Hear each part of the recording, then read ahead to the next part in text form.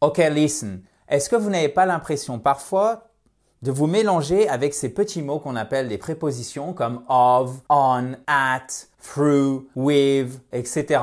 Est-ce que vous dites, mais bon, des fois j'essaie de calquer sur le français quand je parle anglais, mais ça marche pas, c'est pas à chaque fois la bonne préposition, donc comment je fais? Eh bien c'est justement l'objet de cette leçon. On va faire ça sous forme de test, donc vous verrez c'est vraiment interactif, vraiment ludique. 21 questions, 7 questions for each level, 7 pour le niveau débutant, 7 pour le niveau intermédiaire, 7 pour le niveau avancé et je vous donne la réponse à chaque question immédiatement. Let's do it! I am Adrian, your teacher with I Speak Spoken and you have 5 seconds to answer each question. Je vous donne la correction tout de suite. 5 secondes, c'est parti pour la première. Trouvez la préposition manquante. I live France.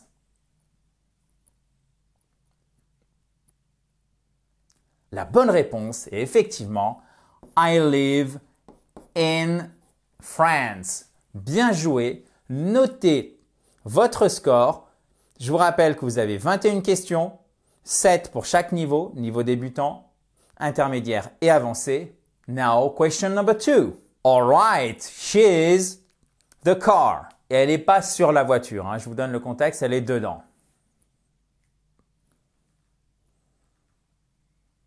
She's in the car. Exactly. Elle n'est pas sur la voiture. She's not on the car. All right, well done. Le livre est sur la table. The book is the table. You have 5 seconds.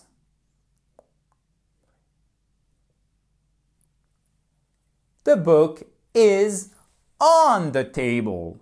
Exactement. C'est un niveau débutant, c'est, je pense, relativement facile. Question number 4. Pay attention. Je dis ça, je dis rien.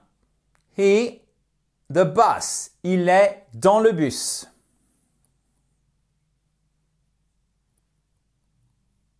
He's on the bus.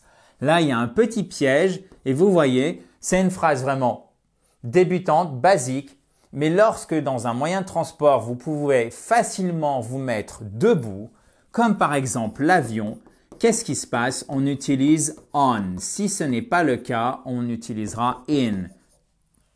She's in the car, is on the plane, on the boat, on the bus. Okay, now, question number 5. I'm going to the market. Je vais au marché.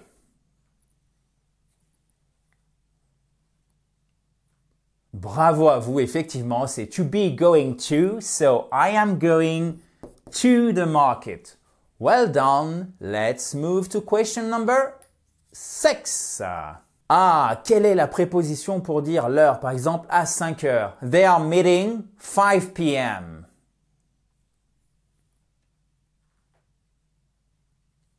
They are meeting at 5 p.m. Exactement, c'est tout à fait ça, à quelque chose à retenir, vraiment indispensable. Now, last question for the beginners level. Question number 7. Elle est entrée dans la pièce. She walked the room.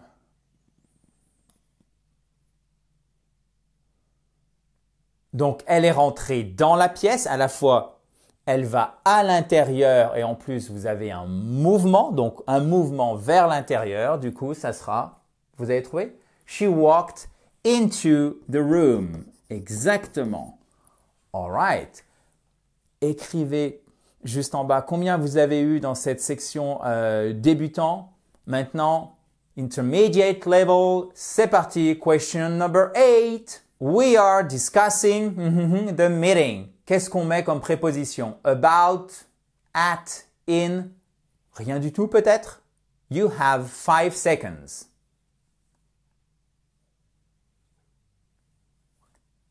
Eh oui, effectivement, il y avait un petit piège.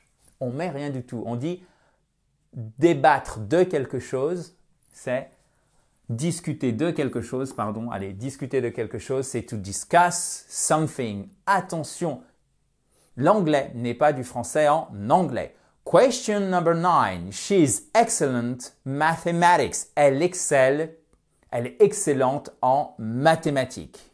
Vous avez 5 seconds.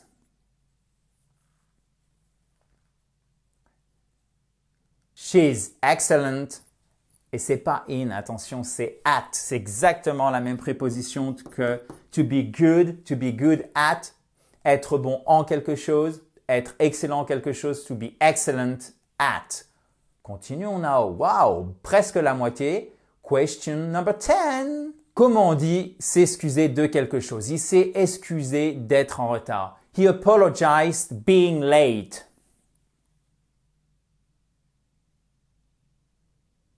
He apologized for being late. Et alors là, ces prépositions, il faut les apprendre.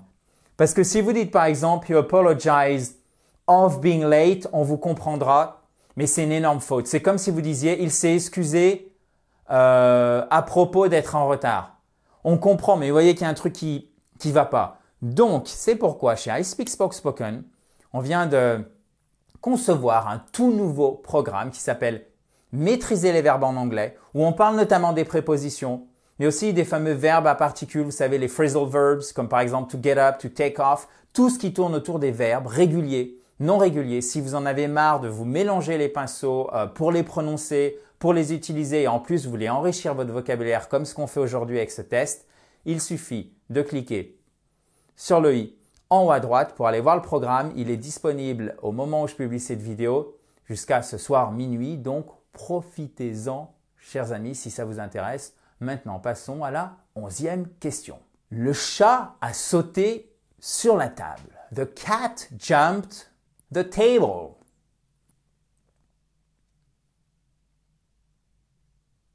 The cat jumped onto the table. Et alors là, faites très attention, s'il vous plaît, puisque on prononce avec un accent tonique sur la première syllabe. The cat jumped onto the table. C'est une préposition et c'est pour ça que je l'ai mis dans le niveau intermédiaire, moins courante que into qu'on a vu dans le niveau précédent, mais c'est le mouvement pour aller sur quelque chose. Onto the table. Maintenant, question number 12, nous avons passé la moitié de ce test sur les prépositions. He was blamed the accident. Il a été blâmé pour l'accident. Quelle préposition? He was blamed for the accident. Exactement. Et voyez, accident, vous avez accentuation sur la première syllabe. Accident. He was blamed for the accident. Now, question number 13. Exactement. 13. She is interested learning French. Un verbe très important, être intéressé à de.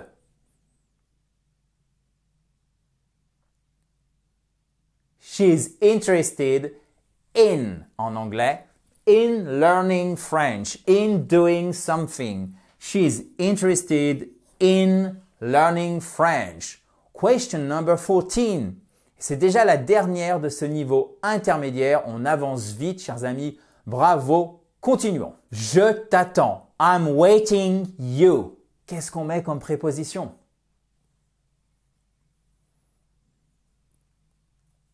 I'm waiting for you. Exactement. Ça, c'est un verbe extrêmement important comme le précédent à retenir. Passons maintenant, chers amis, au niveau avancé. Mais avant, vous allez me dire, mais Adrien, du coup, j'ai eu par exemple 4 sur 7.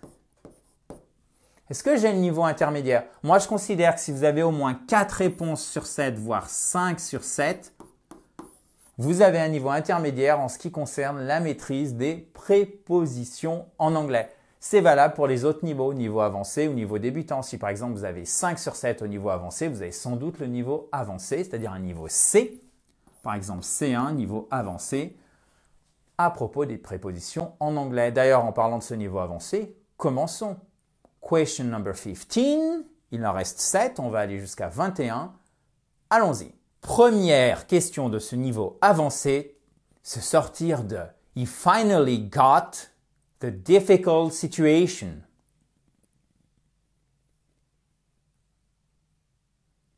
Qu'est-ce qui manque exactement? Se sortir de, c'est comme se sortir de l'ornière. « He finally got out of the difficult situation. Continuons maintenant avec la question number 16. She put his rude behavior during the meeting.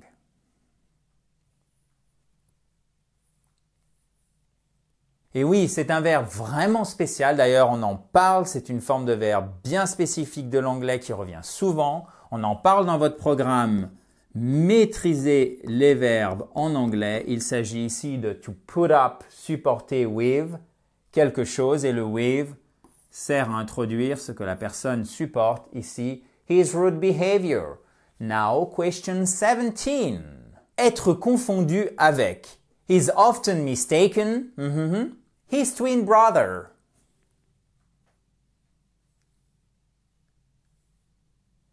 Is often mistaken or is often mistaken for. Et oui, c'est pas with, faites bien attention, c'est for his twin brother.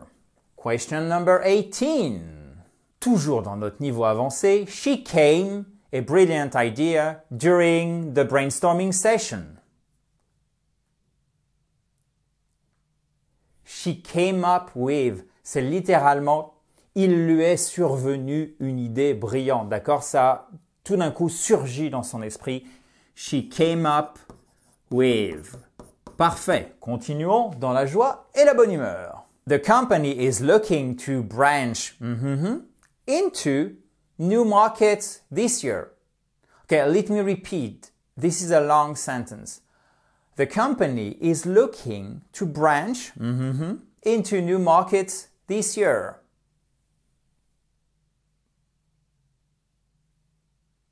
The company is looking to branch out.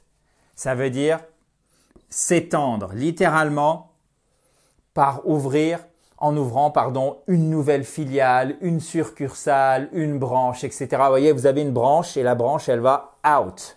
Vous voyez, si on fait vraiment quelque chose de très imagé. To branch out into new markets, s'étendre dans de nouveaux marchés. Avant de passer à la dernière question, quelque chose de vraiment important. Si vous avez 4 sur 7 et plus, vous possédez sans doute le niveau en question, par exemple le niveau avancé pour les prépositions. Vous allez me dire, oui, mais j'ai eu 4 sur 7 en niveau avancé et 3 sur 7 en niveau intermédiaire. Dans ce cas-là, je pense que vous êtes vraiment ric-rac pour les deux niveaux et parfois, surtout, je vous donne déjà une réponse sur 4, donc vous avez une chance sur 4 d'avoir juste. C'est pas un texte exhaustif et vous pouvez aussi avoir un peu de chance. Donc, encore une fois, le test n'est pas exhaustif, donc il faut le mettre en perspective. Vraiment essayer d'aller sur un 5 sur 7 pour vous dire j'ai tel niveau. Passons maintenant d'ailleurs à cette avant-dernière question. Question number 20. They stumble a solution after hours of brainstorming. They stumble upon a solution after hours of brainstorming. C'est trouver, mais littéralement, c'est trébucher sur. Vous voyez, c'est un processus itératif qui prend du temps. Il faut répéter. Ils sont vraiment creusés la tête. They stumble upon a solution. They stumble upon a solution. Okay? Perfect. Last question. Question 21. He was taken by the scam artist's convincing story.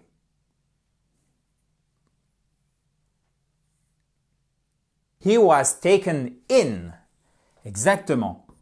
Elle est vraiment pas facile. Ça signifie aussi en anglais, vous pourriez le dire comme ça. He was deceived by the scam artist's convincing story. I hope you have enjoyed that test. Vous pouvez mettre un pouce bleu juste ici en bas à droite. Ça fait vraiment toujours plaisir. Et si vous avez envie de vous améliorer au niveau des verbes réguliers, irréguliers, avec leurs prépositions, leurs particules, vous avez toujours à votre disposition jusqu'à minuit ce soir le programme Maîtriser les verbes en anglais. Il suffit de cliquer sur le i en haut à droite pour le rejoindre. Et si vous voulez continuer à tester votre anglais, vous avez cette vidéo ici qui s'affiche qui vous permettra de tester directement votre niveau, soit débutant, soit intermédiaire, soit avancé et évidemment une joyful atmosphere dans la joie et la bonne humeur. Je vous dis à très vite, chers amis. Bye bye, have a nice day!